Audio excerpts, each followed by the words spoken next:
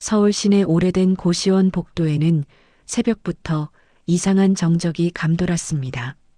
주민들은 문틈을 붙잡고 속삭였고 경찰들은 조용히 움직이며 윤재호의 방 앞을 가렸습니다. 문이 열리자 방 안은 정돈된 듯 보였지만 그 안에 있어야 할 것들은 감쪽같이 사라져 있었습니다.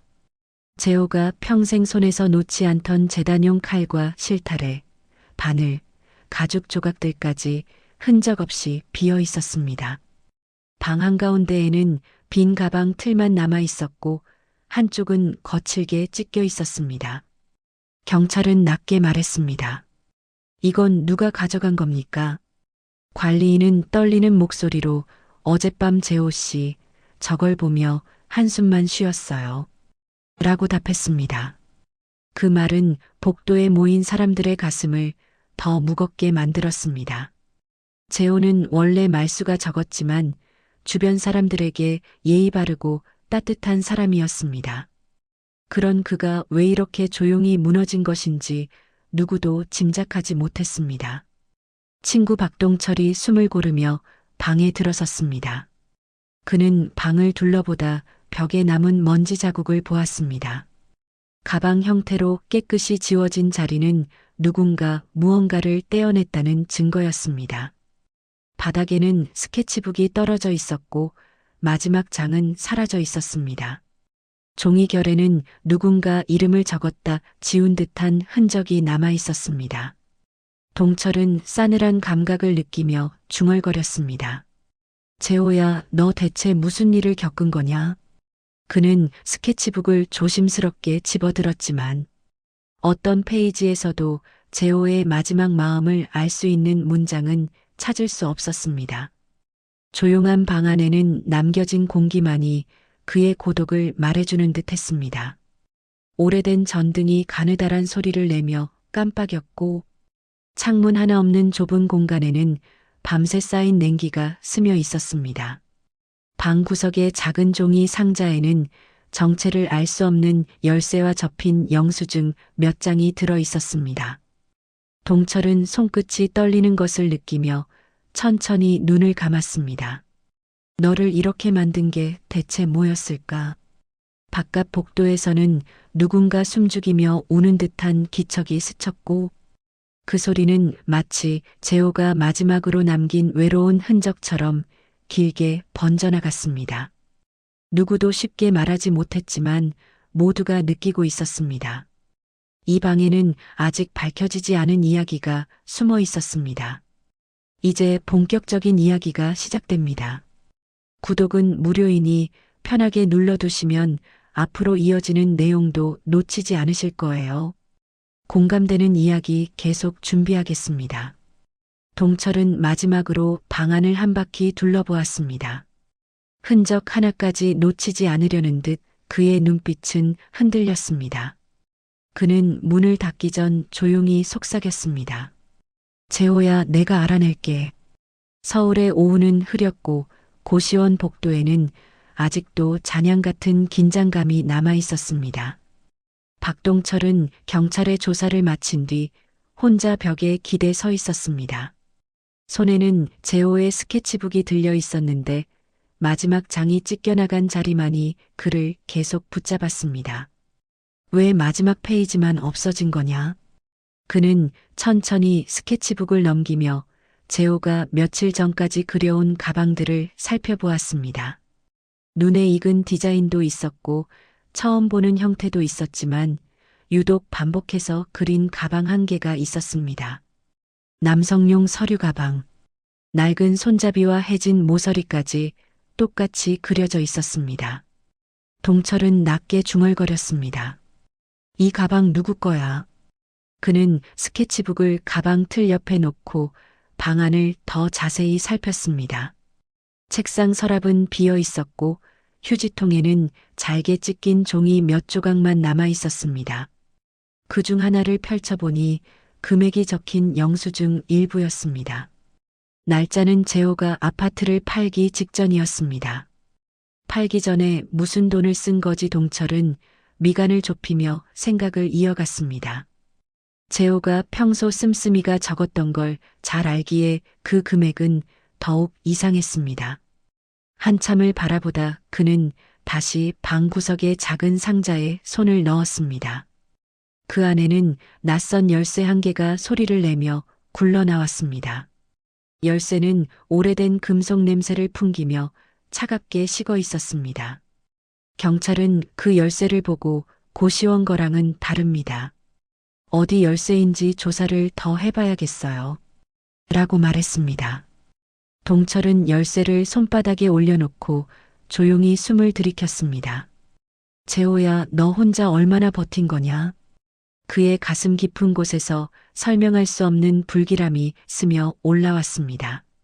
방 안에 남겨진 것들은 마치 누군가 재호의 마지막을 서둘러 감추려 한 뒤 중요한 조각 하나를 일부러 떨어뜨린 것 같았습니다. 특히 그 찢겨나간 마지막 페이지는 계속해서 동철의 마음을 두드렸습니다. 그는 무심코 주머니에서 휴대폰을 꺼내 재호에게 마지막으로 보냈던 문자들을 다시 확인했습니다. 답장은 단 한 번도 오지 않았습니다. 하지만 읽은 표시만이 조용히 남아 있었습니다. 바람처럼. 동철은 스케치북과 열쇠를 들고 문을 나서며 조용히 혼잣말로 말했습니다. 이제 시작이다. 박동철은 우체국을 나서는 순간 메모 한 장을 꼭 쥐었습니다. 재호가 남긴 글씨는 짧았지만 섬뜩했습니다. 찾으면 안 되는 사람입니다. 그 문장이 머릿속에서 계속 울렸습니다. 그는 심호흡을 한 뒤 재호가 마지막에 들렀던 골목으로 걸음을 옮겼습니다. 좁고 어두운 길에는 낮에도 햇빛이 잘 닿지 않았고 바람이 스치면 오래된 간판이 덜컥거렸습니다. 재호가 이 길을 얼마나 지났을까 생각하니 가슴이 묘하게 저렸습니다. 동철은 오래된 창고 앞에서 발을 멈췄습니다. 경찰이 보내준 열쇠 사진과 모양이 똑같았습니다. 그는 떨리는 손으로 문고리를 잡았습니다. 잠금 장치는 헐거웠지만 누군가 최근에 건드린 듯 기름 냄새가 났습니다. 동철은 작은 숨을 고르고 속삭였습니다. 재호야, 내가 들어갑니다. 문은 삐걱이며 열렸고 내부는 한기가 가득했습니다. 박스 몇 개와 낡은 선반이 놓여 있었고 그 위에는 이름표가 뜯긴 가방 하나가 올려져 있었습니다. 재호가 반복해서 그리던 바로 그 가방이었습니다. 그는 조심스레 다가가 손잡이를 만졌습니다. 차갑고 무거운 감촉이 손끝을 타고 올라왔습니다. 누군가 이 가방을 가져갔다 다시 놓은 흔적이 분명했습니다. 그는 가방을 열어보려다 멈췄습니다. 안쪽에서 금속이 부딪히는 소리가 났기 때문입니다. 동철은 낮게 말했습니다. 대체 내가 뭘 남긴 거냐? 창고 안 공기는 숨이 막힐 만큼 정적이었습니다. 먼지 냄새 사이로 알 수 없는 불길함이 짙게 스며들었습니다. 그는 용기를 내어 가방을 천천히 열었습니다. 안에는 작은 금속 상자와 접힌 종이가 있었습니다. 그는 손끝으로 상자를 들어 올렸고 차가운 울림이 손바닥을 때렸습니다. 종이를 펼치자 익숙한 필체가 눈에 들어왔습니다. 나를 찾지 마라 그러나 진실은 이 안에 있습니다라는 짧은 문장이 적혀 있었습니다. 동철은 숨을 몰아쉬며 상자를 열었습니다. 내부에는 오래된 열쇠 2개와 긁힌 명함 조각이 들어 있었고 그 조각 끝에는 선이라는 글씨가 희미하게 남아 있었습니다. 그는 그 글씨를 보는 순간 재호가 마지막까지 지키려 했던 비밀이 사람과 연결되어 있음을 깨달았습니다. 창고 밖에서 바람이 문을 흔들었고 금속이 흔들리는 소리가 메아리처럼 울렸습니다. 동철은 상자를 품에 넣고 창고를 나서며 결심했습니다. 재호가 두려워했던 사람이 누구든 이제 반드시 마주해야 한다고. 그는 마지막으로 창고를 돌아보았습니다. 바닥에 긁힌 자국과 문틈의 먼지가 모두 재호의 흔적처럼 느껴졌습니다. 동철은 어둠 속에서 낮게 말했습니다. 하나뿐인 친구 재호를 위해 나는 끝까지 갑니다. 그리고 내가 남긴 퍼즐을 반드시 맞출 겁니다. 그는 조용히 숨을 고르며 마지막 단서를 떠올렸습니다. 이제 물러설 곳은 없었습니다. 그는 앞으로 나아갔습니다. 그의 발걸음은 무거웠습니다. 박동철은 곧장 재호의 고객 기록을 확인하기 위해 그의 작업실로 향했습니다. 작업실 문은 굳게 잠겨 있었지만 창문 틈으로 비친 내부에는 재호가 마지막까지 손을 대려 했던 가죽 조각들이 어지럽게 흩어져 있었습니다. 그는 휴대폰을 꺼내 연락 목록을 살폈습니다. 그중 낯선 번호 하나가 유독 눈에 들어왔습니다. 재호가 생전에 가장 많이 통화한 번호였습니다. 동철은 잠시 숨을 고르고 전화를 걸었습니다. 몇 번의 신호음 끝에 차분한 여성의 목소리가 들렸습니다. 누구세요? 그는 조심스럽게 말했습니다. 저는 윤재호 씨 친구입니다. 잠시 침묵이 흐른 뒤 여자는 떨리는 목소리로 말했습니다. 그분이 저한테 마지막으로 남긴 말이 있습니다. 동철은 곧바로 만나자고 했고 두 사람은 근처 카페에서 마주했습니다. 여자는 자신을 선이라고 소개했습니다. 그녀는 지친 얼굴로 작은 가방 하나를 꺼내 테이블에 올렸습니다. 이것 재호 씨가 마지막으로 맡긴 가방입니다. 저는 절대 열지 말라고 하길래 그냥 보관만 했습니다. 동철은 가방을 조심스레 들었습니다. 무게는 가볍지 않았습니다. 가방 겉면에는 희미한 긁힘이 있었고 누군가 손으로 오래 쥐고 있었던 흔적이 남아 있었습니다. 그는 낮게 물었습니다. 이 가방 왜 맡긴 겁니까? 선희는 눈을 내리깔며 작은 목소리로 말했습니다. 재호 씨가 그러더군요. 누가 찾아오면 절대 내주지 말라고요. 저는 이유를 묻지 못했습니다. 너무 지쳐 보였거든요. 그녀의 손끝이 떨렸습니다. 동철은 가방을 천천히 열어보려다 멈췄습니다. 내부에서 종이 냄새와 금속 냄새가 함께 퍼져나왔습니다. 그는 심호흡을 한 뒤 가방을 열었습니다. 안에는 낡은 공책 한 권과 오래된 영수증 여러 장이 들어 있었습니다. 공책 첫 장에는 재호의 필체로 적힌 문장이 있었습니다. 진실은 가까운 곳에 있습니다. 그는 종이를 넘기며 재호가 누구를 위해 이 비밀을 감당했는지 생각했습니다. 공책 마지막 부분에는 뜯겨나간 흔적이 있었고 그 아래에는 흐릿한 글자가 보였습니다. 선 이어지는 글씨는 지워져 있었습니다. 동철은 다시 선희를 바라보며 말했습니다. 재호 씨와 무슨 사이였습니까?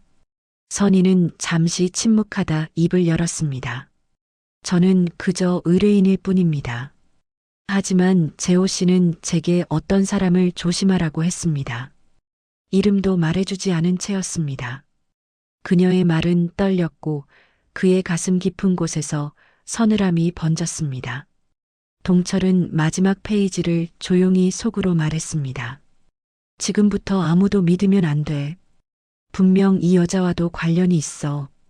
재호야, 내가 숨긴 것이 무엇이든 내가 끝까지 찾아낼 겁니다. 박동철은 선영과 헤어진 뒤 재호가 마지막까지 숨기려 했던 단서들을 떠올리며 고시원 골목을 천천히 걸었습니다. 흐린 하늘 아래에서 그는 스케치북을 펼쳐 찢겨나간 마지막 페이지의 자리를 바라보았습니다. 그 빈자리는 재호가 끝내 말하지 못한 마음을 삼킨 듯 깊게 패여 있었고 종이 결 사이에는 망설임의 흔적이 남아 있었습니다. 선영이 말한 빚의 사정은 충분히 무거웠지만 그것만으로 재호가 모든 것을 정리하고 숨어 지내야 할 이유가 된다고 보기는 어려웠습니다. 분명 그 사이에는 누구에게도 털어놓지 못한 또 다른 고통이 있었고 그 고통은 재호 혼자만의 짐이 되어 그의 마음을 짓눌렀습니다.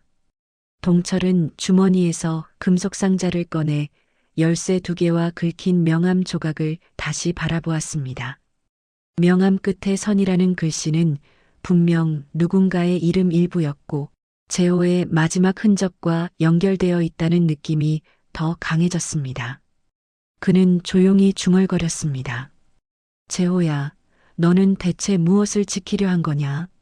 바람이 복도를 스치며 오래된 전등 아래 그림자가 나른하게 흔들렸고 그 순간 스케치북 사이에서 작은 종이 조각 하나가 미끄러져 떨어졌습니다. 동철은 조각을 집어들고 숨을 고르며 펼쳤습니다. 그 조각에는 재호의 필체로 단 한 문장이 적혀 있었습니다. 끝까지 믿을 사람은 너뿐이다. 짧은 문장이었지만 재호의 마음이 고스란히 담겨 있었고 동철의 가슴 깊은 곳이 뜨겁게 저려왔습니다. 그는 조각을 접어 품에 넣으며 조용히 말했습니다.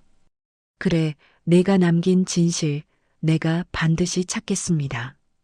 그리고 그는 마지막 단서가 가리키는 방향을 향해 묵묵히 걸음을 내디뎠습니다. 그의 발걸음은 느렸지만 결심은 단단했습니다.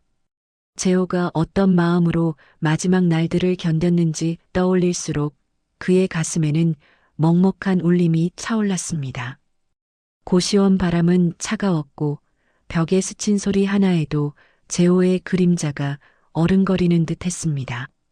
동철은 잠시 멈춰 서 주변을 둘러보며 재호가 얼마나 외로운 길을 걸어왔는지 생각했습니다. 그는 주먹을 가볍게 쥐며 자신에게 말했습니다. 나는 이제 멈추지 않겠습니다. 스케치북 속 반복된 그림, 상자 속 열쇠, 명함 조각, 그리고 선영의 말까지 모두 하나의 흐름으로 이어지고 있었습니다. 그 흐름 끝에는 재호가 지키려 했던 마지막 마음이 있을 것이라고 그는 확신했습니다. 바람이 다시 불어와 그림자를 흔들었고 동철은 천천히 고개를 들었습니다. 기다려라, 재호야. 내가 남긴 모든 흔적을 내가 끝까지 밝힐게. 그는 그렇게 다짐하며 천천히 골목을 빠져나갔습니다. 낡은 계단을 내려온 동철은 전에 발견한 열쇠에 새겨진 숫자와 같은 주소를 찾기 위해 조용한 골목 끝을 향했습니다. 오래된 빌라 뒤편에 붙어 있는 작은 창고 앞에서 열쇠 모양이 정확히 맞아떨어졌고 그는 숨을 고르며 자물쇠를 돌렸습니다. 문이 열리자 낡은 종이 냄새와 함께 차가운 공기가 스며 나왔습니다. 내부는 생각보다 넓었고 벽 한쪽에는 철로 만든 서랍장이 놓여 있었습니다. 그는 손전등을 들어 서랍을 열었고 서류 뭉치가 쏟아지듯 튀어나왔습니다.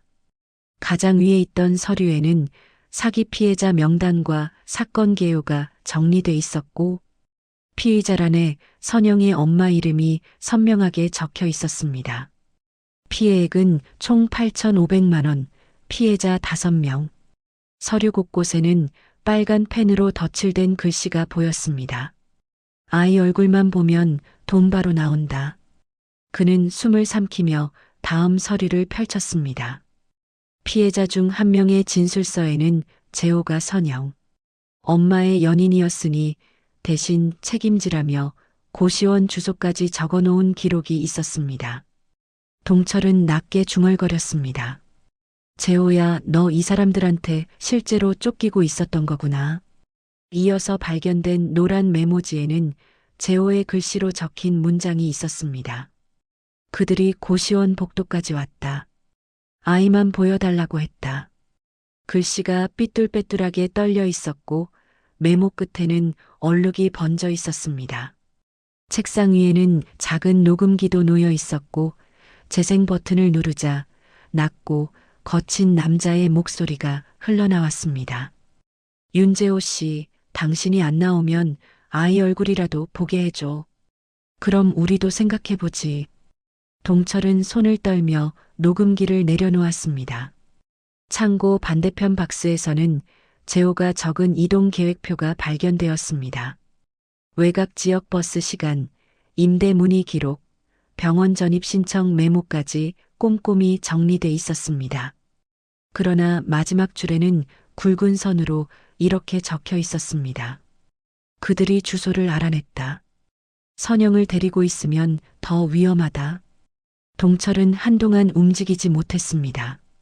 이 방에 쌓여 있는 서류와 메모는 모두 재호가 겪은 실제 위협의 기록이었고, 그가 왜 아이의 존재를 숨기고 떠날 수밖에 없었는지 분명히 보여주고 있었습니다. 그는 천천히 눈을 감으며 중얼거렸습니다.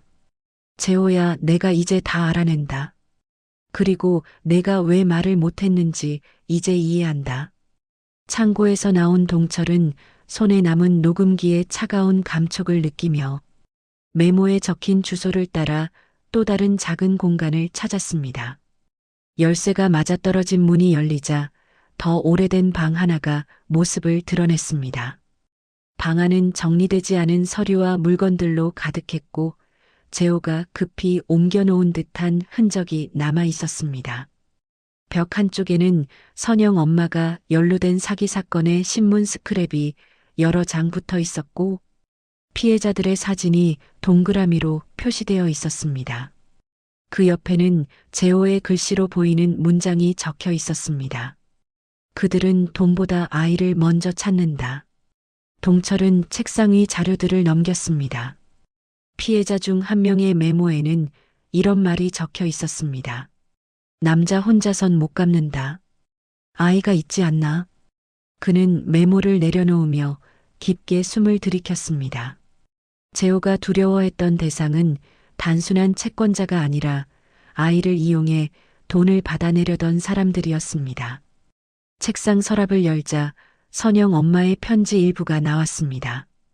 편지에는 그녀가 사기 사건에 휘말렸던 과정과 도망치듯 떠난 이유, 그리고 마지막 문장이 남아 있었습니다. 우리 아이만은 제발 지켜줘요. 동철은 손끝을 떨며 종이를 내려놓았습니다.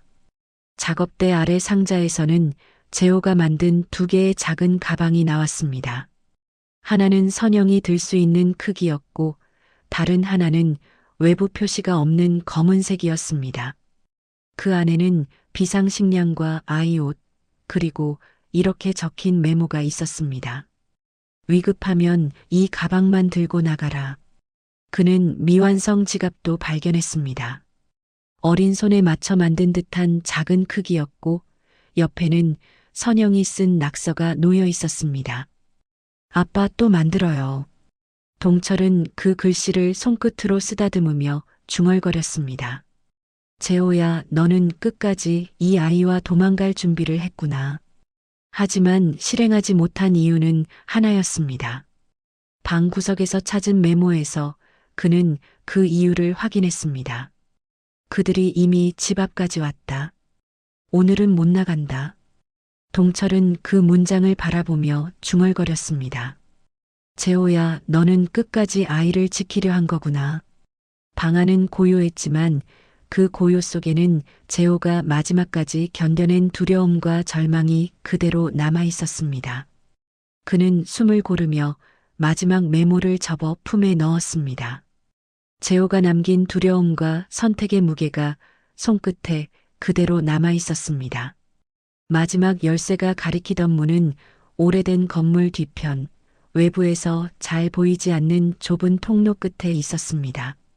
동철은 벽면의 페인트가 벗겨진 자국을 지나 문 앞에 섰고 차가운 금속 열쇠를 조심스럽게 꽂았습니다. 자물쇠는 오래된 숨을 토하듯 낮은 소리를 내며 돌아갔습니다. 문이 열리자 작은 방 하나가 드러났고 그 안에는 다른 공간과 달리 온기가 희미하게 남아 있었습니다. 벽에는 선영의 사진이 여러 장 정성스럽게 붙어 있었고 그 아래에는 아이의 글씨로 쓴 짧은 메모들이 조용히 걸려 있었습니다. 아빠 빨리 와요. 아빠 나 여기 있어요. 글씨마다 흔들린 필체가 남아 있었고 종이 모서리는 여러 번 접힌 흔적이 나 있었습니다. 방 한가운데에는 낮은 책상이 하나 놓여 있었고 위에는 두꺼운 노트와 서류 봉투가 가지런히 올려져 있었습니다. 동철은 노트를 천천히 펼쳤습니다. 첫 장에는 재호의 글씨로 이렇게 적혀 있었습니다. 도망 계획 첫 번째 시도. 날짜는 사망 닷새 전이었습니다. 다음 페이지에는 버스 시간표, 임대 문의 내역, 병원 기록, 이전 준비가 적혀 있었고 각 항목마다 체크 표시가 되어 있었습니다. 그러나 페이지 하단에는 굵은 선으로 덧쓴 문장이 있었습니다. 그들이 동선을 알았다. 새벽에 복도에 있었다. 동철은 손끝을 움켜쥐며 다음 장을 넘겼습니다. 그곳에는 피해자 2명의 인상착의가 정리돼 있었고 재호가 직접 적어 놓은 문장들이 이어졌습니다. 군밤 모자, 시선이 날 따라온다. 붉은 패딩, 전화로 다른 사람과 계속 통화. 글씨는 흔들려 있었고 때때로 잉크가 번진 자국도 보였습니다. 옆 봉투에는 편지 한 장이 들어 있었습니다. 첫 줄에는 선영의 이름이 적혀 있었고 재호의 마음이 고스란히 담긴 문장이 이어졌습니다. 선영아, 아빠는 너를 사랑했다. 하지만 너를 지키려면 떠나야 했다. 너희 엄마의 일은 끝나지 않았다. 그들은 돈을 찾기 전에는 아이를 먼저 찾는다고 했다. 동철은 숨을 들이쉬며 편지를 다시 접었습니다. 방 구석 상자에는 선영의 작은 옷가지와 머리핀, 그리고 재호가 만든 작은 지갑이 들어 있었습니다. 지갑 안쪽에는 짧은 글씨 하나가 쓰여 있었습니다. 너는 내 기적이었다. 그는 한동안 움직이지 못했습니다. 이 방은 재호가 마지막까지 버티며 결정을 고민하던 공간이었고 두려움과 사랑이 함께 남아 있었습니다. 동철은 방을 천천히 둘러보다가 낮게 중얼거렸습니다. 재호야, 너는 아이를 살리려고 너를 버린 거구나. 걱정하지 마라. 이제는 내가 이 아이를 지켜줄게. 그렇게 동철은 선영의 학교 기록과 병원 기록을 가장 안전한 지역으로 이전하기 위한 서류철을 챙기며 조용히 속삭였습니다. 내가 내 딸을 데리고 이사갈 준비부터 할게. 얘가 2번 다시 쫓기지 않게 내가 옆에서 끝까지 지켜줄게. 인생의 하나뿐인 친구 재호에게 해줄 수 있는 동철의 마지막 선물이었습니다. 그는 마지막 편지를 품에 넣으며 다짐했습니다.